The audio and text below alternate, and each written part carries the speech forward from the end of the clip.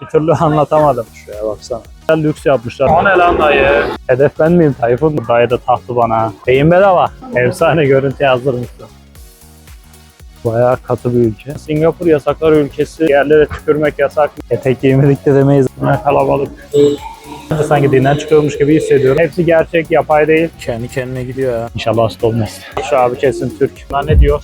Çıkmayan yol yapmışlar. İçerisi bildiğin AVM. Şimdi onu göstereceğim. Dün akşam kapalıydı. Hidroaksan Havalimanı'ndayız. Güzel soğut ya. Yanlış mı indik? Deli gibi klima açıyorlar. Yoksa kazıklanıyormuşuz. Tam Müslüman caddesi gibi ya. Şu iki kilise arasında kaldık. Bu şoroz sesi çıkartıyor. Dayı burada sanat yapıyor. Şehir acayip sessiz ya. Karanlığı gömdükleri anıt. Şurası neymiş biliyor musun? Burası Merlion Meydanı. Bu durakta biraz durak mı? Lokma mı verdi bize? Çancılarını koymuşlar. Yani en güzel havalimanlarından bir tanesi. Lan ne yapayım?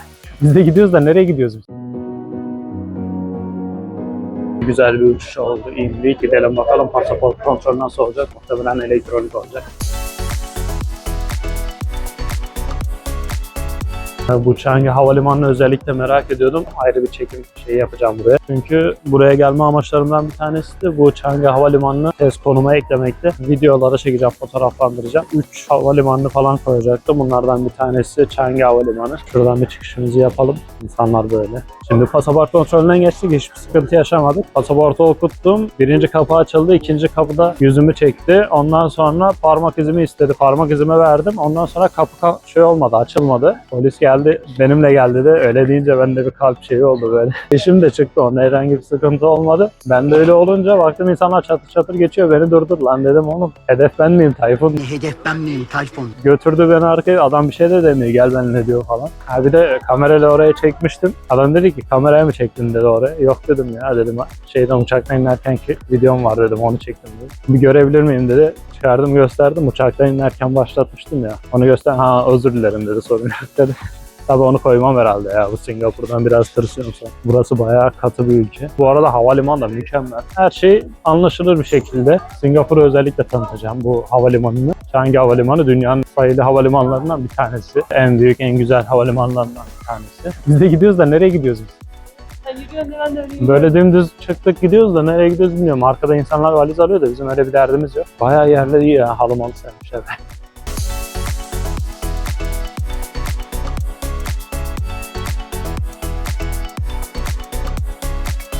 Ben bir havalimanının içini gezeceğim böyle. O ortada meşhur bir tane şelale akan bir şey var. Geceleri kapanıyor herhalde. Şu an açıkta çekelim. İçerisinde bir AVM var gibi. Bayağı güzel bir yaşam alanı.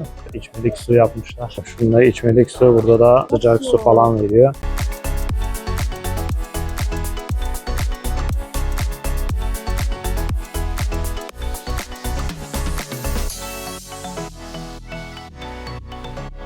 Bunlarda da check-in işlemleri yapılıyor. Yoğunluğa girmeden direkt burada hemen işlerini pat pat hallediyorlar. Çok basit duruyor ama güzel bir gösteri oluyor. Bu arada havalimanına girdiğinizde bu şekilde böyle sim kartı veren yerler de var. Ve böyle sim kartlarını da havalimanı içerisinde alabiliyorsunuz. Daha ben iner inmez zaman mobil ağımı açtım. Direkt internetimi kullandım. Nasıl yaptığımı da zaten YouTube hesabımda paylaştım. Oradan bakabilirsiniz. Mobimetri uygulamasını kullanıyorum ben. Herhangi bir sıkıntı yaşamadım. Direkt mobil veriyi açtım. Direkt şu an internetime bağlandım. Rahat bir şekilde kullanıyorum. Herhangi bir sıkıntı yaşamadım. Kullanmak isterseniz oradan kullanın. Benim kodumu yazarsanız da size $5 bonus verecektir. O $5 da alacağınız paketten indirim olarak düşer. Yanlışlıkla burayı bulduk ama kapanmış gibi. İnsanlar geziyor ama bunlar da durmuş, çalışmıyor. Bak bu su aşağıya doğru dökülüyor. Güzel bir yağmur şeysi oluyor. Saat 10'da kapanıyor diyorlardı da yine bir şansımı deneyeyim dedim. Gerçekten de kapanıyormuş. Böyle şuradan sular falan dökülüyor aşağı doğru. Çok mükemmel bir görüntü çıkıyor ortaya. Onları göstereceğim. Burada yazıyormuş ya gözümün önünde. Sabah 10'da açılıyormuş, akşam 10'a kadar. Bak şu an havalimanının içerisi. Böyle her taraf kapalı. Herhangi bir güvenlik yok, bir şey yok.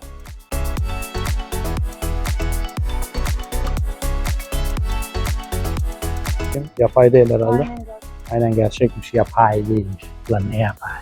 Bu arada havalimanında ücretsiz Wi-Fi var. Tıkladığınızda hemen bağlanıyor gibi bir şey. Az önce de hızını test ettirdim. Şu an ekrana ben koyarım hız testlerini. Bu kadar insan bağlanmasına rağmen ekrana koyacağım hız testine bakın.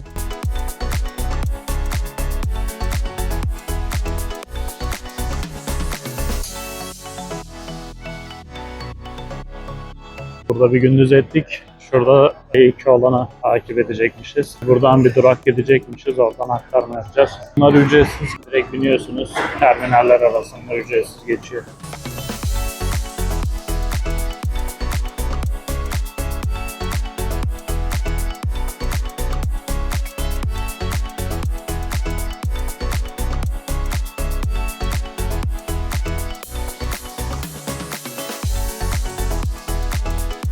Önce buraya Tenamara'ya gidip aktarma yapıp ondan sonra Ruffles'ta inecekmişiz. Her kişi için bir kredi kartıymış. Bir deneyelim bakalım. Açılıyor, ne kadar kestiğini göremedim.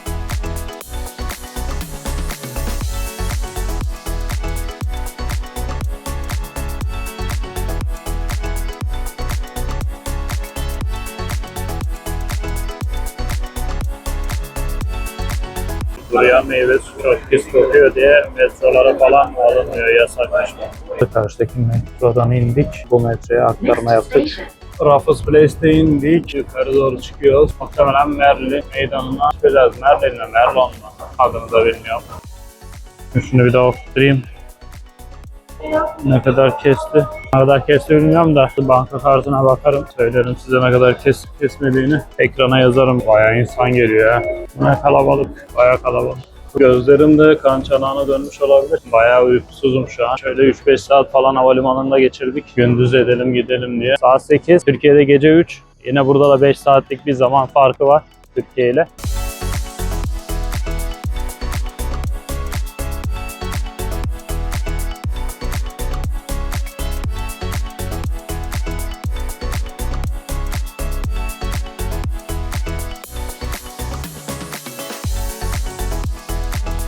Bu arada havası mükemmel. Ne nemli ne soğuk. Sabah vakti diye mi acaba tam bilmiyorum. Bu Asya ülkelerinde deli gibi klima açıyorlar. Havalimanında olsun böyle metroda kapalı alanların hepsinde böyle klimayı köklüyorlar böyle sonuna kadar buz gibi hava. Biz de alışkın değiliz. Bizde çarpıp duruyor. Bir sıcağa giriyoruz bir soğuğa giriyoruz. Öyle olunca da bayağı kötü oluyor. Yakınlarda Hinduların tapınağı mı ne var? Oraya bakacağız. Bu yakın civardaki yerlere bakarız.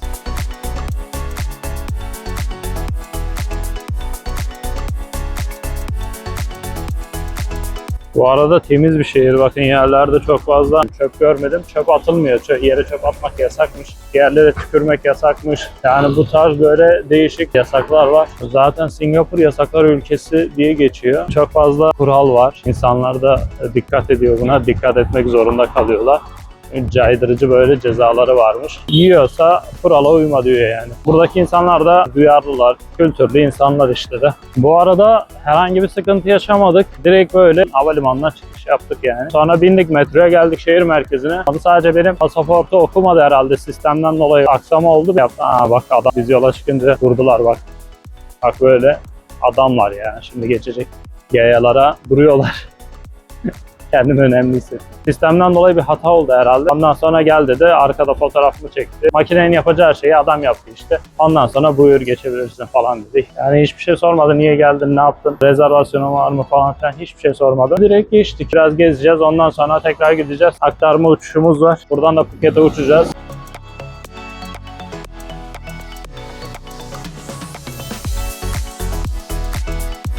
Galiba burası Chinatown. Böyle yazıyordu. Daha sabah olduğu için çoğu yer açılmamış. Daha yeni yeni açılıyor.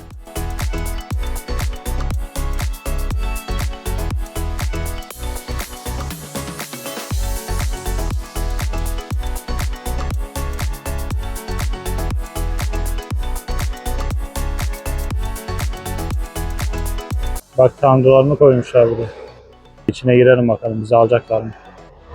İçeride ibadet yapıyorlar. Sesleri geliyor da. It is, thank you so much. Sağ olun. Güzel. Lokma mı verdi bize? Çikolata var içinde dedi. Ha güzel. Girebiliyoruz mu acaba? Şurada da ama şey var. Bak şortlu matla giremezsin falan diyor. Bilemez miyim? Bilmem ki ayakkabıları da şuraya bırakıyorsun herhalde. Hello. Can I enter? You can enter, but have to take off the shoes Ah, and the shorts. You have to. there are any dress inside? Yeah. Aha. You can borrow anything. Ah, okay, thank you. Geldim bunu giyeceğim de bunu nasıl bağlayacağım? Şöyle yok mu şekilli bir etek. Aa bu mavisi. O bana gider. This is for the ladies. Thank you. Thank you. Şunu takacaktım da o kısa geldi. Bunu taktırdı. İçeride ne alıyor bakalım. Abi burada bakıyormuş.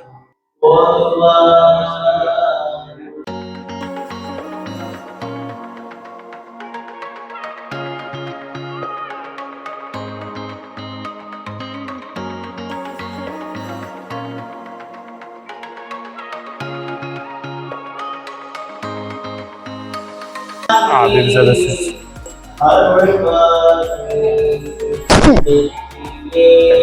Ben böyle yapınca sanki dinden çıkıyormuş gibi hissediyorum. Şimdi çıkalım, geri kalan yerlere gideceğiz. Şimdi alnımdaki bu karalı ikiyi silmem gerek. İçeri girdik, ben belki tepki alırım diye düşündüm de çünkü çekiyorsun falan, adamlar ibadet ediyor, usullerini de bilmiyor. Bir tepki alır mıyım falan filan diye bir düşündüm. Adamlar çok davrandı ya, içeri girdim böyle herhangi çekebilir miyim? Tabii çekebilirsin falan, sıkıntı yok. Yabancı olduğumu da anladılar. Güler yüzlü, sıcakkanlı karşıladılar adamlar. İbadetlerini yapıyor, herkesin dini kendine. Şimdi bir sonraki rotamıza gideceğiz. Şu an gözlerim de uykusuz muyum bilmiyorum. Belki baygın bakıyorumdur. Çok fazla uyumadık. Hava böyle aydınlanınca geldik. Ve Wi-Fi zone yapmışlar. Ne alaka? Tamam da kanka ne alaka? Buranın içine giriyorsun, içeride Wi-Fi mi çekiyor?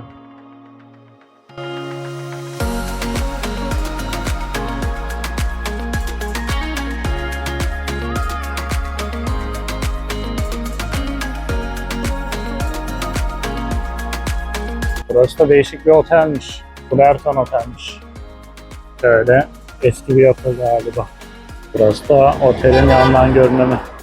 Bu durakta biraz durak mı? Burası Merlion Meydanı galiba. Ne oluyor lan orada? Yine bir ayinlik yapıyorlar. On öyle. Unicorn'un fil versiyonu. Çinli yaşlılar gelmiş, emekliler. Burayı geziyorlar. Bak bu yaşlı emekli Çinli teyzeler. Bu yaşlara gelince hep geziyorlar ya, anlamadım. Burası da şöyle yakından da göstereyim. Burayı bayağı lüks yapmışlar. Dünyanın en lüks otellerinden biri. En üst katında havuz falan var. Ben buraya drone çekimlerini de koyarım. Etrafı da bu şekilde. Aa bak şurada drone uçuruyorlar. Görüyor musun? Profesyonel drone.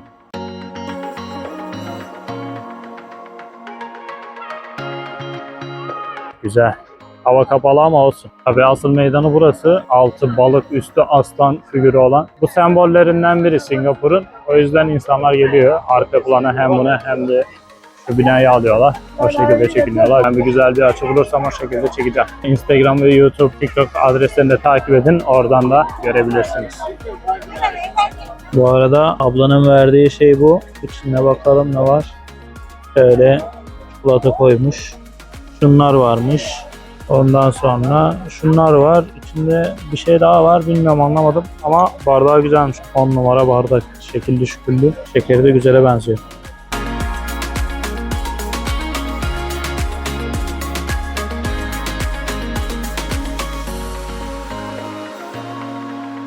Şöyle sessiz sakin bir yer bulamadım. Bu arkamdaki heykel, altı balık, üstü aslan. Buranın eskiden bir prensi var. Şimdi hatırladığım kadarıyla böyle yarım yamalak anlatacağım. Siz onu tamamlayın. Şimdi gelmiş buraya bakmış, demiş ki ben burada demiş aslan gördüm. Oranın halkı da demiş ki lan burada aslan yok ki demiş. Sen nasıl gördün demiş. O demiş gördüm valla. Gel bakayım. Evet. Where bro? Geldi böyle konuşuyorduk, şey yapıyor. İnşallah, thank you. İnşallah şey değildir, böyle dönme değildir de başımız belaya girmez. Eşim de oradan bana bakıyor. Allah'tan erkek ha, yoksa başımız belaya girer. Neyse anlatayım, nerede kaldık? Malezya prensi geliyor bakıyor, diyorlar ben burada aslan gördüm. Merhabalar, ismim İbrahim Yılmaz. Instagram'da 15 milyon takipçim var. Halkı da diyor lan oğlum burada aslan mı olur diyor, sen salak mısın diyor. Yanlış görmüşsündür falan filan. Sonra işte altı balık üstü aslan oluyor. Öyle bir mevzuydu galiba, tam hatırlamıyorum. Konuşuyorum ya, sanki çok ünlü bir YouTuber'mışım gibi insanlar bana bakıyor. Bilmiyorlar ki şu an 100 abonem var. Bu arada kanala abone olun da çekerken prestijimiz olsun. Neyse. Uykuluyum da bir türlü anlatamadım. Neyse bu Singapur'un tarihi şöyle. 2. Dünya Savaşı'ndan sonra İngilizlerin sömürgesi altına giriyor. Zaten resmi dilleri İngilizce, Malayca falan, Çince falan konuşuluyor. İngiliz sömürgesine giriyor. Sonra Japonlar geliyor burayı kuşatıyor. İngiliz askerlerini tutuyorlar falan filan. İngilizler gidiyor, Japonlar kalıyor. Bu sefer buranın halkı kalıyor, Malezyalı. Ben çok şey oldu ya, saçma sapan anlattım galiba. İlk halife İmparator Neron Hazreti Şaban'la beraber ananı 453 kere kanunen, affedersiniz Mahmut Bey, ben biraz karıştırdım galiba. Siz en iyi sadece Google'dan bakın, daha garanti olur. Yani burası kurulduğunda gecekonduymuş. Gecekondu olduğu zaman burası bir geliştiriyor kendini. Böyle kuleler muleler, dünyanın en iyi ekonomileri falan derken şimdi bunlar malayları istemiyor. Ufak bir devlet kurmuşlar. Böyle de bayağı turist çekiyor. Her türlü kazanıyorlar. Burası Merlion Meydanı. En meşhur meydanlarından biri. Şu arkadaki de yazarım ben ne otel olduğunu hatırlayamadım. Aa, bu dayı da taktı bana. Hello. Where are you from? Bye bye. Ya, ayık değil galiba. Şurayı da durian meyvesi şeklinde yapmışlar. Böyle durian meyvesine benzetmişler. Orası da neydi ya? Orası da bir şeydi. Allah, böyle YouTuber göremezsiniz ha, böyle bilgi vermeyen. Tek kanal benim galiba. Abi ben geliyorum, meşhur diye görüyorum. Gidiyorum işte, daha öyle çok da şey değil. Böyle bir takılacağız. Zamanımızı değerlendireceğiz. Sonra havalimanına. Bak şurası neymiş biliyor musun? 1600 kişilik konser salonuymuş. 2000 kişilik tiyatro salonu falan filanmış. İçinde AVM'si, sanat atölyesi falan varmış. Öyle bir yer. Şöyle duruyan meyvesine falan benzetmişler. Şurada hediyelik eşyalar. Bu arada bir Singapur doları yaklaşık 33 TL. Gördüğünüz fiyatları 33 TL ile çarparsanız gerçek fiyatlarını bulursunuz. Biz de her gittiğimiz yerde birer magnet alıyoruz. Buradan da birer tane alalım. Tanesi 4 Singapur doları, yani 120 TL'ye falan geliyor. Hello. Hello. Cash $4. Yer var şu ileride, oraya bakalım. Sultan Camisi falan varmış meşhur. Bu köprü de kapalı trafiğe. İnsanlar geliyor buradan fotoğraf çekiyorlar. Biz de birer tane çekelim bakalım. Göl mü nehir mi artık neyse. Güzel ama ya. Sessiz sakin. Bali'den sonra burası bayağı bir temiz geldi. Bu karşıdaki ne? Saat Kulesi mi? Tiyatro herhalde şu karşıda. Burası da Anderson Köprüsü'ymüş. Bak bu da Karahanlı'yı gömdükleri anıt. Aynısı Sultanahmet Meydanı'nda mıydı neydi? Orada da var galiba. Bunlar bir sembol olabilir mi acaba? Derin devlet falan, böyle Illuminati falan. Aa.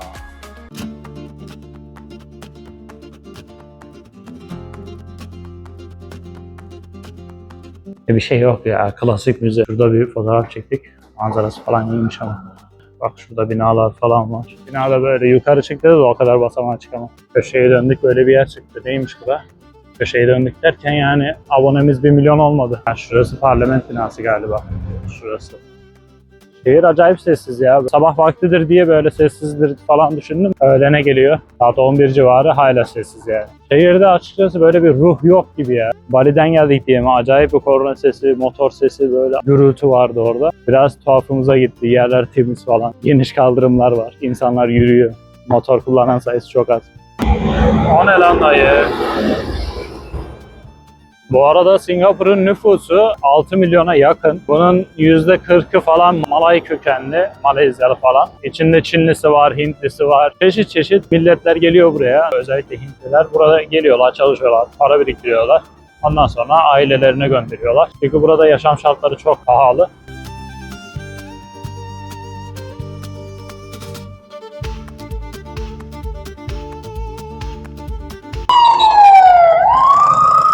Ne parkıymış, ottan görünmüyor da şöyle basamakları var yukarı doğru. Ben çıkmam ya burayı. Bakarım, çıkmaya değer bir şeyse çıkarım, yoksa da çıkmam. Bak burası da benim meslektaşlarımın yeri. Fire Station. Dayı burada sanat yapıyor. Nereyi çiziyor? Şurayı. Ha, itfaiye şeyini çiziyor. Güzel de çiziyor Azal'ım. Sanatı toplum için yapıyorsa demek. Yani dayı 2 saat boyunca onu karalayacak. Çıkar telefona bir fotoğraf çek. 3 saniyeni alır. Beyin bedava.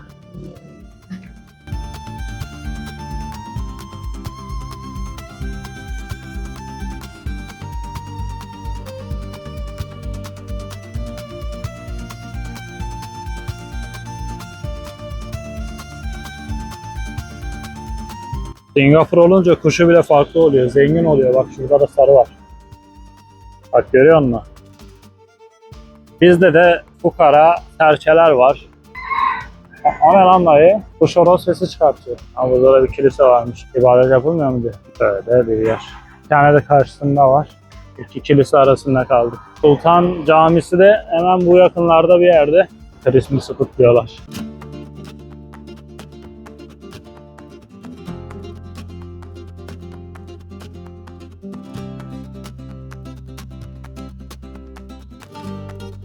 Nasıl? Etek yakıştı mı bana? Tek giymedik de demeyiz artık. Şekilli verdi. Sultan Mescid 1936 yılında yapılıyor. 1975 yılında da Singapur'un bağımsız simgelerinden bir tanesi oluyor. İbadeti de açık. Şort vardı diye etek giydirdiler. Sultan Camii de bu şekildeydi. Önünde de böyle hediyelik yerler var. Türk restoranları falan var. Bak burada da kebap var. Selamünaleyküm. Eyvallah, sağ olasın. Bak Ayasofya Turkish restoran. Çalışanlar Türk mü? Gelirsiniz bakarsınız. Şöyle göstereyim. Okay, thank you.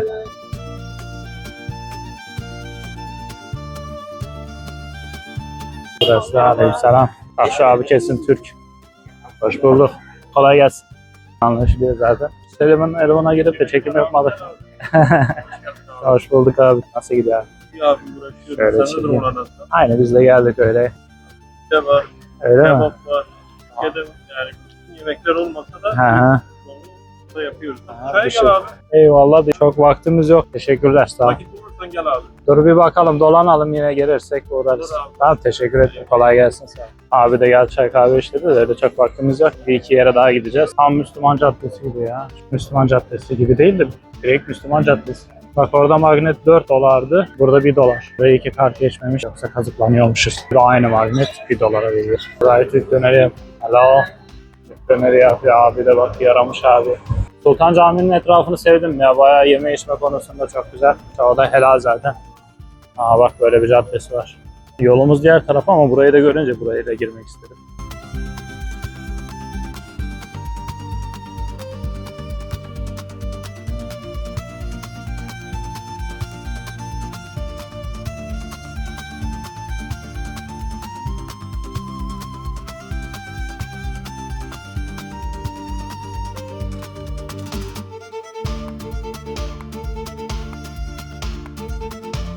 Bu köprü de meşhur herhalde. Şu köprüye DNA şeklini vermişler. Burada da inşaat yapılıyor. Bu da DNA köprüsü. Bak biz şuradaydık. Şimdi onun karşısına geldik böyle.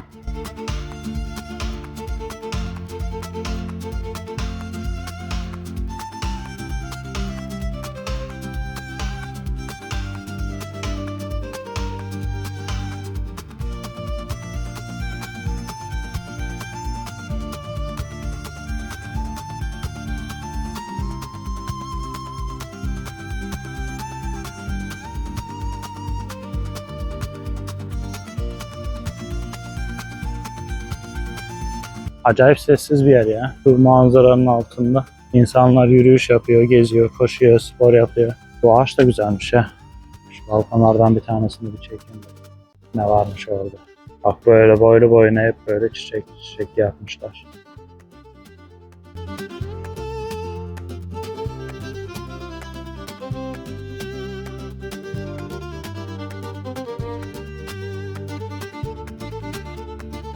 Bak bunlar geceleri ışıklandırma yapıyorlar. Abiler ışık mı tamir ediyor, bitkileri mi suluyorlar, artık ne yapıyorlarsa bir şeyler yapıyorlar. Bunun tepesine de çıkıyorlardı galiba ya. O burası mı?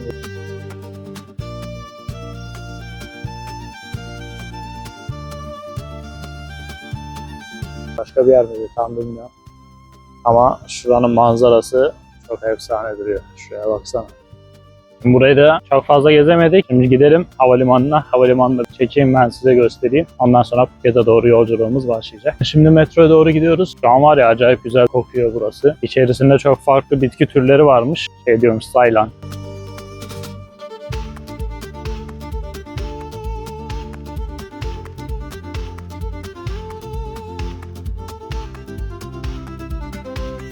Bu şekilde de bisiklet kiralıyorlar. Parkın içerisine tur atıyorlar. Parktan aşağıya doğru metroya indik. Böyle klimayı açmışlar yine. İçerisi buz gibi. Dışarısı yanıyor. Bulutlu olduğuna bakmayın. Dışarı acayip sıcak. Acayip böyle nemli. Bunaltıcı bir havası var. İçeriye girdik. Serinliyoruz. Dışarı çıkıyoruz. Sıcak oluyor. Sonra geldi hasta olma. İnşallah hasta olmayız.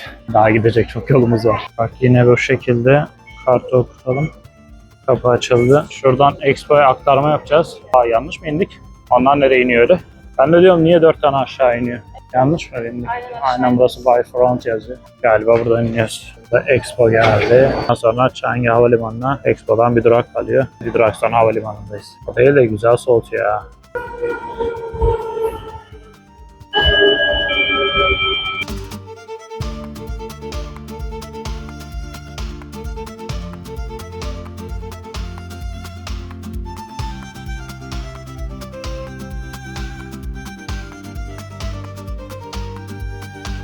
Ve uçuşunuz hangi terminaldeyse şuradan bakın Terminal 2, Terminal 2 arkada şurada Terminal 3 var mesela. Terminal 4 falan. Bilette yazar. Hangisi ise ona göre gidin. Yanlış giderseniz de zaten havalimanı içerisinde ücretsiz trenler geçiyor. 2-3 dakikada bir geliyor zaten. Ona binersiniz. Direkt götürüyor zaten. Hadi cidalım. Aktarma süresinde merkezi bitirdik sayılır. Bir iki yer kaldı da onda da yapacak bir şey yok. Zaten bir günlük bir gezme süresi yetiyor. Rahat rahat gezeyim derseniz 2 günde her yere bitirirsiniz. Bir günde böyle aceleye geliyor ama yine de yeter diye düşünüyorum ben. O neymiş lan var ya? Ne oluyor öyle? Beni dene diyor. Nasıl deneyeceğiz? Ha, şunları seçiyorum galiba.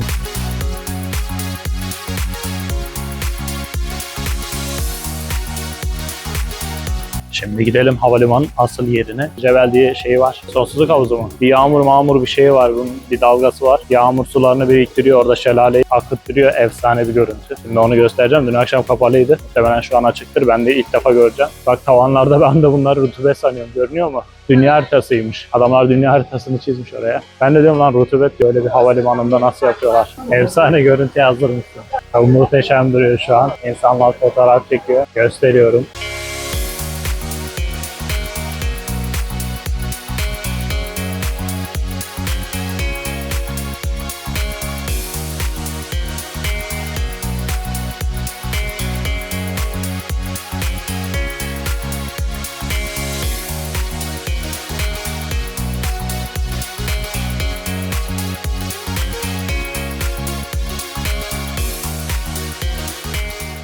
Buraya uçmayanlar da geliyor. Bileti olmayan insanlar geliyor böyle ziyaret etmeye. Çünkü dünyaca ünlü bir yer. Acayip güzel ya. Bunların hepsi canlı ağaç. Hepsi gerçek, yapay değil. Burada insanlar oturuyor. Etrafında izliyorlar. Burası da arka tarafında olan bir yer. Güzel bir ambiyansı var işte ya. Bilet kesme alanları da alt katta. Bu katta da var. Alt katta gelen yolcu. Bu katta da giden yolcular bilet işlemlerini yapıyor. Alışveriş yapacağınız yerler var. Motorun çıkardığı o dalga, o sesi anlayamazsınız abi. Anlayamazsınız. Motorun yaptığı dalga köpürtmesi.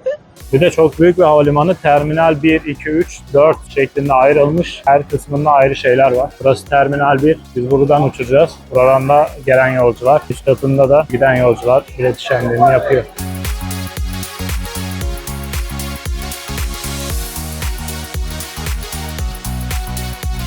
İçerisi bildiğin AVM. Yani şimdi havalimanını böyle çekmeye kalksam zaman da yetmez. Bu kadar kafi diye umuyorum. Az çok bilgi sahibi olmuşsunuzdur, görmüşsünüzdür nasıl bir yer olduğunu. Ha, burada da çıkmaz ya. Adamlar çıkmayan yol yapmışlar. Neyse buraya kadar geldik daha sonra binip. Kaçıncı kattayız onu da bilmiyorum. L1 yazıyor. Şuradan bir de çıkalım bakalım. Güvenli de bir de. Biz de giriyoruz ya havalimanlarına böyle kemerini çıkarıyor, şeyini çıkarıyor. Niye çıkmadın babacığım? Bak şurası dış kapı. Direkt içeri giriyor. Herhangi bir X-ray yok. Kemerini çıkar diyen yok. Ortada bir güvenlik personeli de yok. Her tarafta kamera var zaten. Şuradan hemen pasaportu okuttuk geçtik. Herhangi bir sıkıntı yok. Direkt pasaportu okutup geçiyorsun. Ne oluyor kardeşim? Do grab onto a pair of scissors and we'll take Bunlar ne diyor? Açılış yapıyorlarmış. Hayırlı olsun bro. Bu arada herhangi bir sıkıntı çıkmadı. Pasaportu okuttuk. Hemen çıktık. Şu an uçağa doğru gidiyorsun.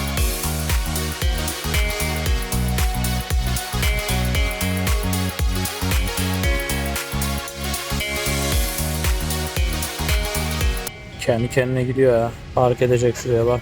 Bak dayıyı bindirdi şimdi böyle otomatik bir şekilde götürüyor. Böyle söyledi nereye gideceğini. Makine bindirdi götürüyor. Bak burada da teyzeyi aldı. Karı koca arka arkaya gidiyorlar böyle. Güzel.